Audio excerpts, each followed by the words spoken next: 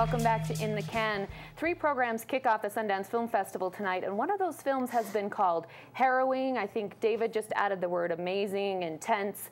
The film is, as I try to say it, RESTREPO. We're going to be talking with both the directors and producers, Sebastian Junger and Tim Hetherington. Thank you for coming in. Welcome. Thank you. This film's already getting a lot of buzz, a lot of people talking about it. It's surprising a lot of people of how intense and different it is. How are you feeling as you go into tonight with its first screening? I think we're just so delighted to be here. It's been a long journey. You know, it's been 2.5 years making. From the beginning of making the film in Afghanistan was arduous enough, and then the business almost was more difficult than the filming in Afghanistan. So we're just very psyched to be here. And you know, Butterflies at all? Yeah, absolutely. This is my first film, and I feel like I'm 10 years old or something. I don't know. It's really exciting for us. Well, and a lot of people are very excited to see it. Kind of give us a background. We talked about it already. David's kind of given a background on the film, but tell us kind of a synopsis of it for those who may not have heard. Our idea was to follow one platoon, which is about 30 men, at a remote outpost in Afghanistan, and the outpost we wound up at was called RESTREPO. It was named after a medic who was the platoon medic who was killed early in the deployment, and RESTREPO saw an incredible amount of combat.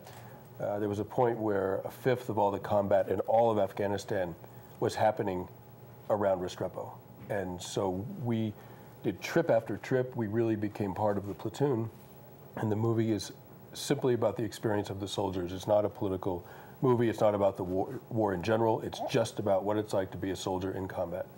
Yeah, I was impressed with that. Through my reading, I found that you were very concentrated just on the soldiers. Was that something that just happened naturally, or was that your intention going into it, to have that focus? I think that what's interesting is that this film is really a distillation of over 10 years for us both as war reporters. It's not like we've come into this fresh. And you're always trying to find a way to tell a story or make the audience understand what war is about. And kind of having a very tight focus really helps that. You know, we're not telling a kind of very, very large political story. We just wanted to really take an audience into the deployment and see, like, this is what young men who enlist in this country are going through out there. And that's it. And, you know, and I hope that we've succeeded with that. This is both of your directorial debuts. Yep. Talk about getting right into the fire. I mean, how did you even know this was one of the harshest shooting conditions you could be in, packing 80 pounds of gear with you, not knowing if you were going to live or die, having the logistics of just shooting the film? How complicated was just the logistics alone? And this just seems incredible to me. It was kind of... It was very difficult at times. I mean, you know, both of us were injured out there. You know, there were times when we first got to RESTREPO, there was no running water, electricity. We'd have to take camera batteries with us to last us long enough. We'd sleep outside with the guys.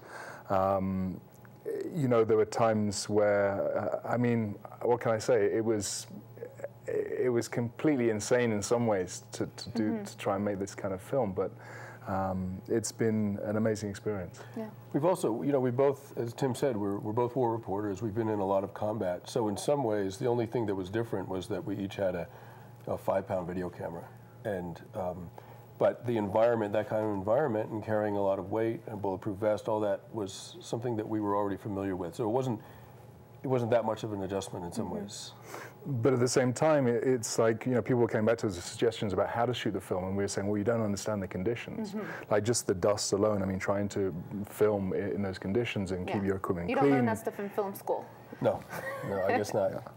How was the rapport with the soldiers? I mean, most of the things that have been shown about the war, there's general, you know, interviews with high up, and you never really get a sense of the raw nature of the war. How did that trust, I mean, I would assume that you'd have to build up that trust. Was it instantaneous because of the remote conditions, or did that take a while to establish and let the soldiers open up?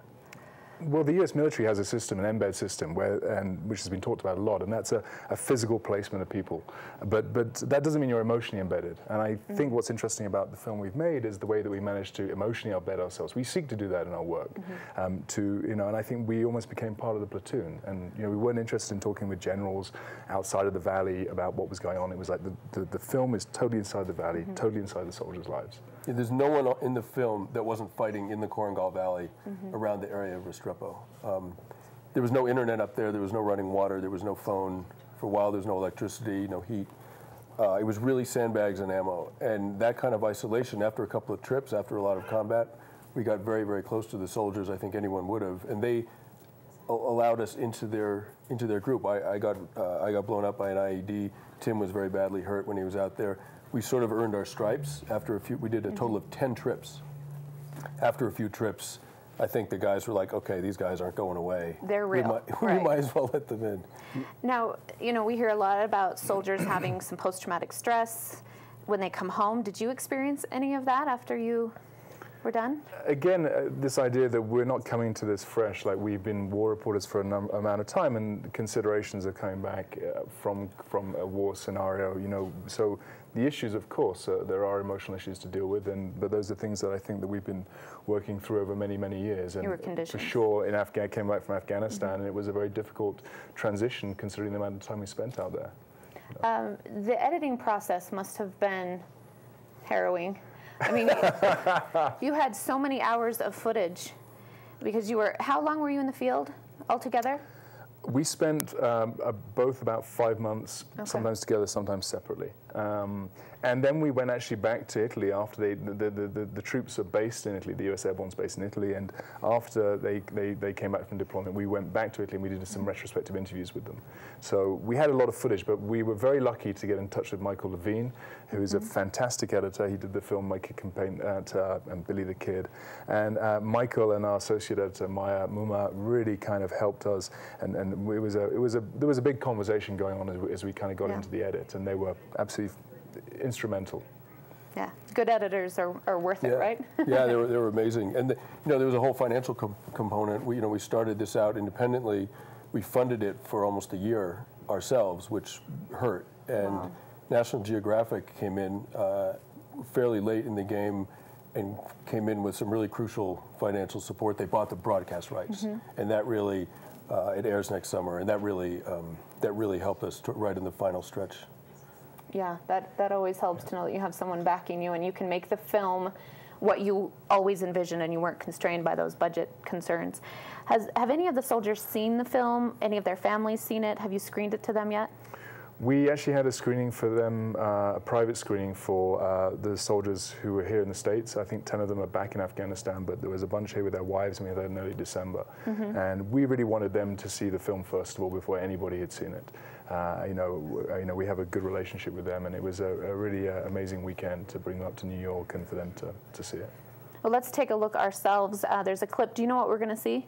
Yep. Yeah, can you kind of tell us what this clip shows? Well, there's 2 clips that we gave you, so is it a combat sequence? It's the first clip, they're telling me. Yeah, I believe that's a pretty good firefight up at Restrepo. Okay, so here is a quick look at Restrepo.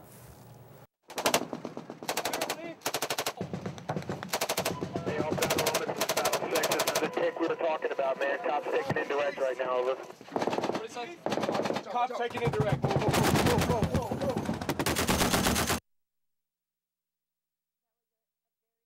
Clip, although just seeing that, and maybe for personal reasons, I have a brother-in-law serving in Afghanistan right now. He speaks Dari, and so he is out with the troops. He's right in the combat line. I sent him the link last night, said I'm talking to you guys today. I'm really, really interested on what he's going to say, and I'll have to make sure that he sees it when he gets home. This is his 3rd deployment. Wow. Yeah. Wow. So just seeing that just gives me chills thinking of my dear brother-in-law in the field. Yeah.